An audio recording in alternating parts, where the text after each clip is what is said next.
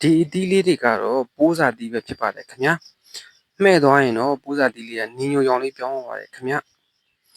အညိုရောင်လေးဖြစ်သွားရင်တော့စားရင်ချိုချိုလေးစားရပါတယ်ခင်ဗျာညီညိုရောင်လေးဆိုရင်တော့အရသာလေးကချိုချင်အရသာလေးခင်ဗျာဟဲစားကြည့်လိုက်အောင်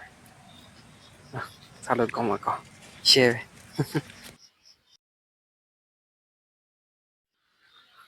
အခုကြည့်နေတဲ့ပရိသတ်ကြီးရောဒီပိုးစာသီးလေးကိုစားဖို့ကြလားခင်ဗျာစားဘူးတယ်ဆိုရင်ကျွန်တော်ရဲ့ဗီဒီယိုလေးအောက်မှာ comment လေးရေးခဲ့ပြပါဦးခင်ဗျာဟဲဆွဲလိုက်အောင်တစ်လုံးစားလို့ကောင်းမှာကောင်း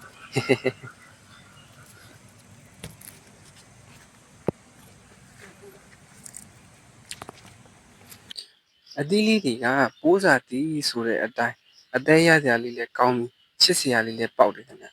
ချစ်စရာလေးအသီးလေးတွေက